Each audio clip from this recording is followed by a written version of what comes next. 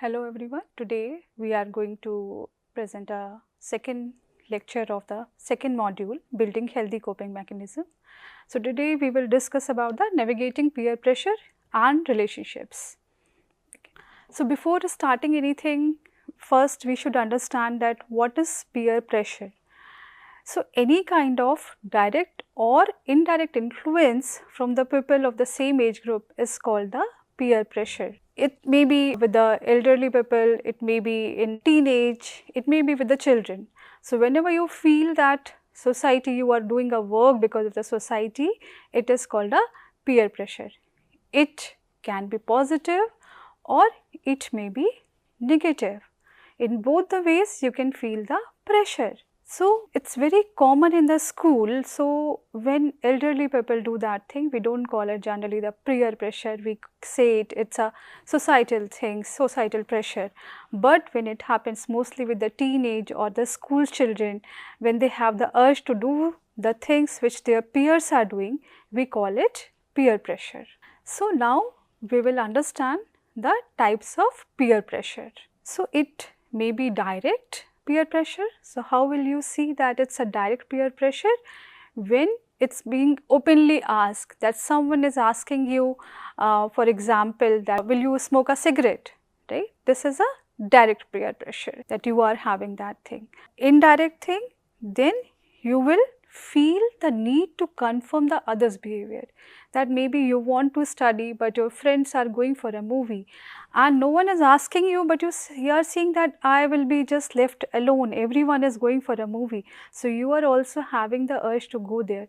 That is the indirect way. No one is asking you, but you are feeling pressure to do the things. Another way is verbal peer pressure.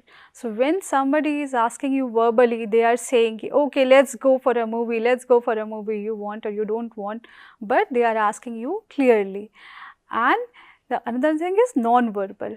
No one is asking you and you are feeling that no, you should follow the same behavior. There is a birthday party, you want to study, but everyone is going there and you are feeling that I should also attend that party.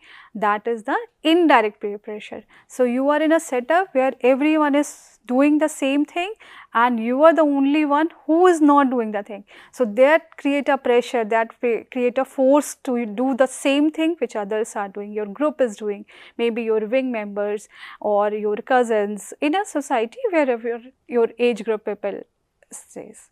So how you will feel that it's just not a friendship, it's a peer pressure. So what we say, that if friends are saying something, you feel pressurized about a thing. What is that?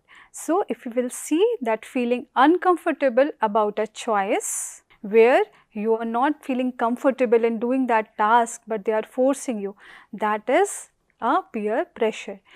Or you are making a decisions you wouldn't normally make, okay? Or ignoring your own values or feeling, or regretting actions afterward.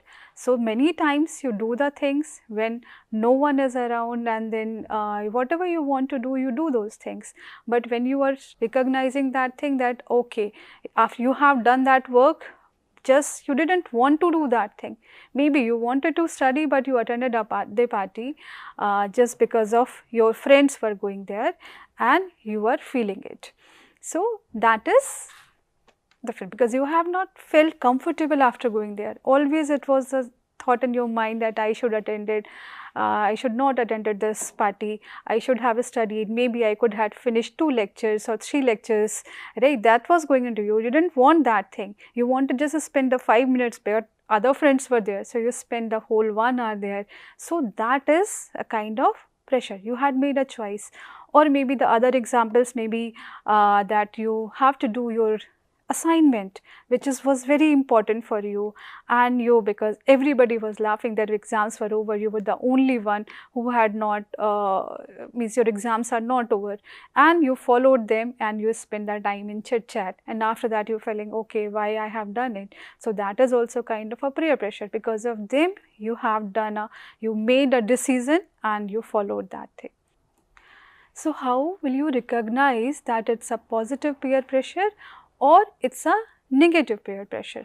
You must see that thing, how it works. Okay, what will be the signs of positive peer pressure? It makes you feel supported and motivated. It aligns with your values or goals. It results in personal growth or healthier choices. And what are the signs of negative peer pressures? You feel uncomfortable, nervous or guilty. You are doing something just to avoid being left out, or it goes against your morals or goals. So, peer pressure can be positive also. If you see that many times students motivate to do that thing, maybe you do not wake up early in the morning, but your roommate is a sports person. He goes for exercise regularly, he goes for running in the morning at 6 a.m. So, he motivates you that after seeing him you felt like, okay, I should also do some kind of exercise, or I should also go for running, and you start. So, it is good for you, you feel better after doing that thing. It is a positive peer pressure.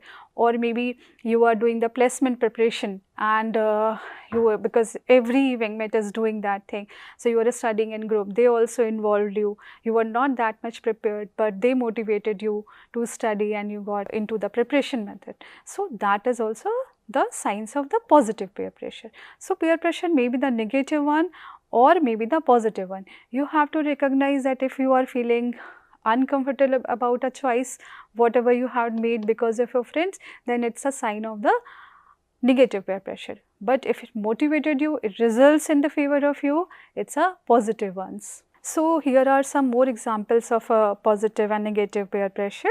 So, if friends encouraging you to study for exams or attend classes regularly, or a group supporting each other in quitting smoking or eating healthy, there may be some support groups, you may join that groups, or pushing you to join a club, sports, or try out for a leadership role. Because of that, maybe you were not a very good speaker, but your friends encourage you that, okay, no, you can do, or you have seen that everyone is participating in a debate competition, or they are going for campaigning, and you started. Maybe you had that skill but you never tried, and because of their thing you had started. Or it happens maybe in a party, you are seeing you are a very good singer but you are shy, and everybody encourage you, yeah, please do it, and because of that you had maybe sung or you danced there and you rocked. That is also possible. So, maybe your classmates reminding you to meet deadlines or to be more disciplined, that may work in your favor. But at the same time, there will be some negative examples also, as maybe you being dared to skip classes or cheat on a test, and you had made wrong friends in that way who are not very regular to the classes, and because they are sleeping in the room and you also started following the same routine, that if he is not preparing, I will also not prepare. Or you had got an assignment and you are thinking that, okay, they have not done, they have still not completed, so I am not the only one, let us do it later. So, that will not go in your favor, you may lose your marks. That is a negative peer pressure. Or if you will feel that group is mocking a boy or girl, it is a kind of a ragging they are taking, you are unable to stop them, you do not want to do that thing, but because as your friends are seniors, they are doing it, you also got involved in that. That may be the negative thing. Or if you are feeling forced or bullying to someone to fit in, that is the sign of the negative. So, you have to recognize what kind of a peer pressure you are going through if you are having these symptoms. So, before that, how to recognize, and if you are having these things, how to deal with it. So, here is the tips for that. So, if you will first understand, there are types of communication. There are 4 types of communication: passive, aggressive, passive aggressive, and assertive. So, what will be the best way will be the assertive. We will discuss the assertive communication here. So, before that, first we have to understand that what is assertiveness. So, assertiveness is the quality of being confident and not frightened to say what you want or believe. It is about standing up for your rights and needs without being overly aggressive or passive. It is a communication style that is direct, confident and respectful, fostering healthy relationships and increasing self-esteem. So here the basically assertiveness, communication style. Assertiveness is a style of communication. So how you will be more assertive, we will see that. So in assertiveness, so when you will be more assertive, you will feel that you had expressed yourself.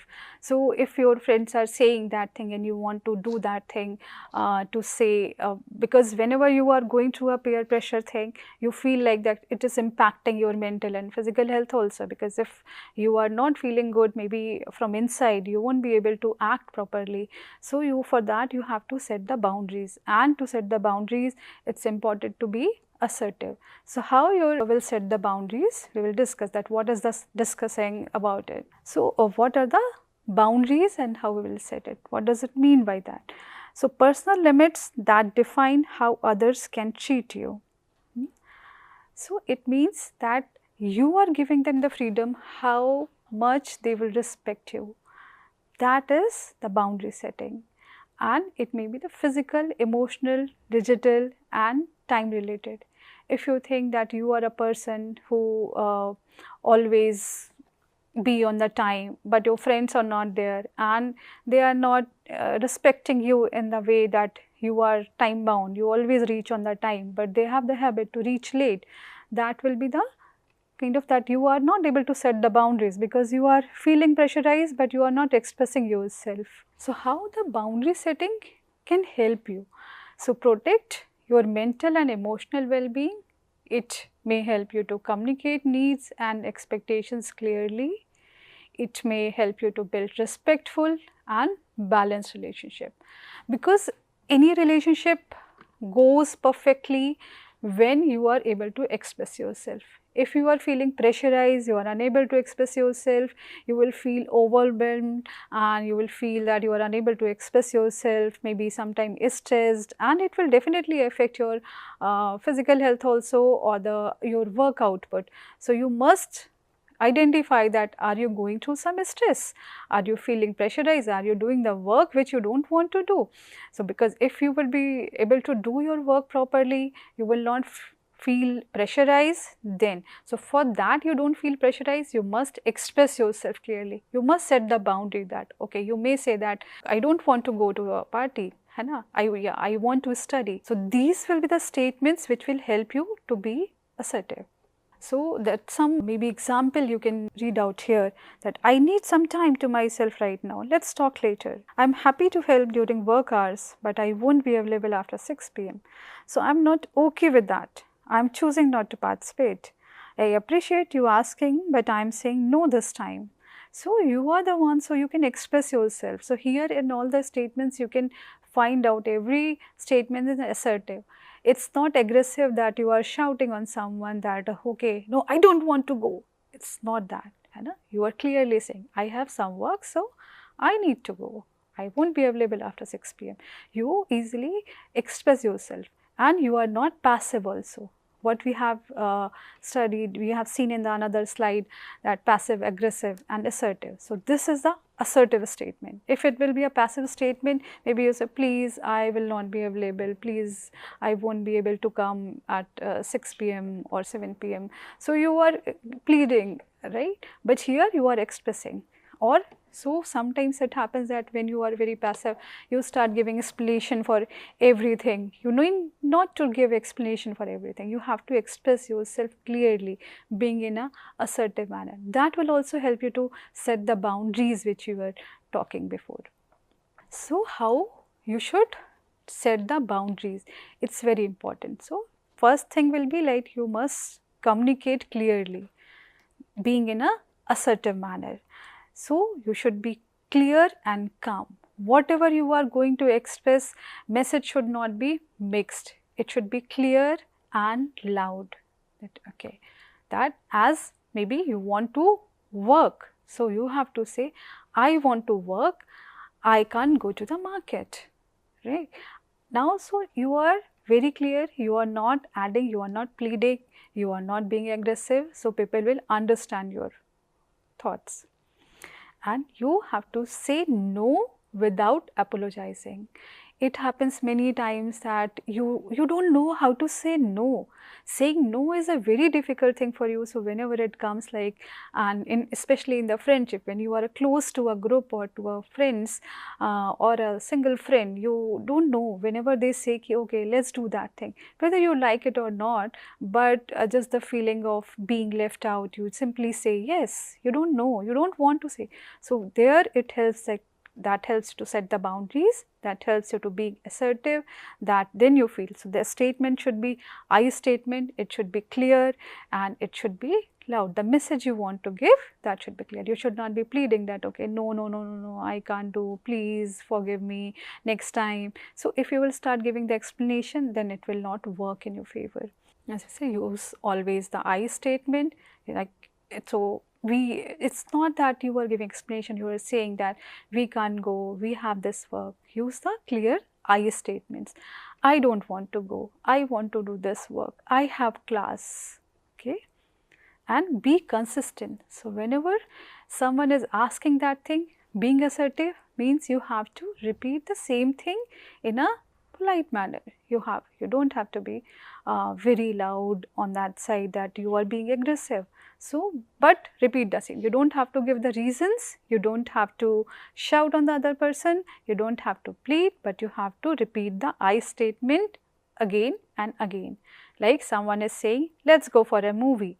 So you just simply has to say that I have work, I can't go for the movie. They'll say, okay, I'll help you to complete the work, or so you know, so you don't have to give the reasons. You just say, no, I have some work, I will study, I can't go. So simple, be consistent about it. Don't change your mind. If you'll start changing your mind, maybe they started convincing you, you got convinced, and after half an hour you are going for the movie, then it will not work in your favor. You won't be able to set the boundaries clearly there. And the other way to set the boundaries, you also practice self-care after setting the boundaries, because maybe sometimes you don't feel good after that. After saying no to somebody, you don't feel good inside. So once you start caring about yourself, that you are also important at the same time. So first you should start putting yourself at the first place, then other comes. If you are not feeling well, it means you are not doing the correct thing. So how you will build the self-confidence and the personal values? To building self-confidence and personal values, it's actually the ability of combination of mental and practical strategies, and it means that standing by your principle even when others don't. So if it just means that how will you feel the self-confident when you are doing a work and you are not doing that work in a pressure, you are very much confident. That will help. It's a skill actually. So how much you will practice that thing, you will feeling that much. The same thing is like developing critical thinking and decision making skills. So if you are being assertive, if you are expressing yourself clearly, if you are taking care of yourself, definitely I think you would be able to develop a good decision making skills. So first we will say that what does it mean? It means that think clearly and logically before acting. The people who are very good in a good decision making skills, generally they take the decision before doing anything. Understanding consequences before making choices is the ability to evaluate information objectively. It's also ability to identify biases, assumption and fallacies. So whenever something comes into your direction, it's just the decision making skills or the self-confidence skills. These are all the decision making skills or building confidence. These are just the skills, right? So the skill comes with the time. You cannot develop in a day or two that you attended a lecture and then you will be self-confident. No, you have to practice it again and again, and then only you will feel that yes, I am developing that skill. I am feeling confident about myself. I can solve this problem. I can also complete my work on time.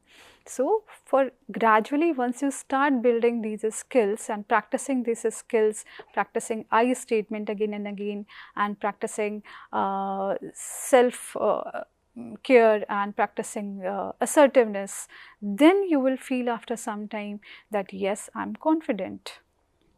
And if you will see that whenever you are going to buy a phone or you are going to buy a new dress, you research about that. So for which phone is on the latest design, or which has the good features which are popular among the youth, or if you are going to buy a dress, and then also you see that okay, it's a latest fashion dress or it's a old fashioned dress, how much costly it will be, will it good look or look good on me or not. So whenever you're going to take, so you take decisions, right?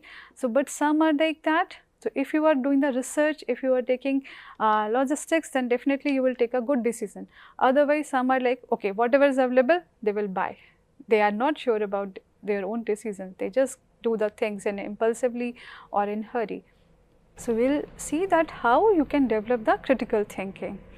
So you ask questions, be curious, why, what if, how do I know this is true? These are the few statements that with questions that which you should ask every time before doing anything. You, as I was giving the example that buying a phone, so you should ask yourself that why you need a phone, why it is very important for you, what features it has, right? That will help, that will develop the critical thinking. Before probably taking a course, maybe then you do the things that why I want to do this course, why I am interested, what will the scope of this, what it has the placement opportunities, then you select a course. You gather the information, look for facts, not just opinions. Maybe your friends are saying that this course is not good for you, you will not get the good grades. But when you meet the professor or when you really see the books, you are very much interested, you like that thing, you want to do. So just anyone is saying and then you start believing and you are doing that work, that's not. You should check the facts, you should gather the information, ask the questions, then take the decision. You analyze assumptions. Are you or others making unproven assumptions? Evaluate evidence. Is the evidence reliable, recent or unbiased? So someone is giving the opinion and you are just believing, that will not work with you. You have to go, you check that whatever assumptions person had made, it's true or it's based on just the baseless facts. It doesn't have any fact. You should check on your own. And after that, maybe you consider others' perspective also. If someone is saying it's good and other is saying it's not good, so maybe then you collect the information, you take their perspective, why they are saying that thing, why they think that okay, this party should win, the other person should not win, right? So then you take the decision after that thing. All these things will help you to develop a better decision making and better critical thinking, because when you start doing that pros and cons things, then you can take a good decision. When you draw the conclusion based on the logic and not the emotions, because many times you have to take a hard decisions. Maybe someone is very sick and you are feeling that person should get hospitalized, and the others are saying that no, doctors have different opinions, right? So it's just like maybe you are emotional and or someone is emotional and that person is saying that okay, no, I don't want to go emotional, don't want to go to the hospital, or I don't want to take the injections, right? But you know that thing, you have to like, okay, that's that, no, doctors are saying it's based on the fact that the person needs it, the immediate medical attention, that has to be operated or that has to be hospitalized, you will take that. That's the critical thing. So based on the logics. And after that you reflect. Reflection is also very important, that after decisions, reflect on what went well or what could improve. Maybe sometimes in your life your decisions will not be happened, it had not been in your favor, right? You feel that okay, it doesn't mean that you start saying I don't take good decisions, or I failed in taking this course, or I failed, like I have taken a wrong decisions, maybe. So you reflect, maybe with doing some changes or with some improvements, you will definitely do very good in your life. So gradually these are the skills, if you will practice it regularly, definitely you will excel on this side. And if you are unable to get that thing, maybe you can also take the help of your adults person and mentors, so to whom you trust, right? They may be your teachers, they may be your parents, they may be your grandparents in your society, and so you have to find out which person is there to whom you can contact. So reaching out to adults you trust for guidance is the key. and learning from the people with more experience, because they have seen the life better than you. They have a more lifespan in this world, so maybe they can share their experience. You can get some new insights, and they provide advice without peer pressures, because they are not at the same age, they are adults, right? They have seen, they can give you a better advice. You can look for that, and they help you to see the things from a bigger perspective, because when someone is facing any problem or you're going through a peer pressure thing, you cannot take a decision properly. So being consulting a therapist, or consulting your teacher, or a counselor, or anyone to whom you respect, or you think that that person may give a good advice, you can check with them. And so at last we will think about that, how to build self-confidence and handle the peer pressure. So after whatever we were discussing, and just if we will say that you have to develop some skills, you have to set boundaries to be more friendly, to feel more confident, if you will definitely apply. So some of them will be that, like you can set a small goals and celebrate achievements, and you can identify and challenge your negative thoughts. You practice positive self-talk, you recognize your strength and accomplishment, you practice self-care, you stay true to what you believe is right, and you be assertive. So what does it mean in just that setting the goal? So whenever you are having a problem, you said that how you are going to solve this thing. Maybe you divide it in a small task and then solve it. If you are going through that thing, never stop yourself to take the help of your adults. Be assertive whenever you are communicating with your peers or with anyone. Develop these skills gradually, and if you have taken a decision and you feel that it had not went into your favor, analyze it, reflect that where it went wrong, what modification it needed, and then do that work again.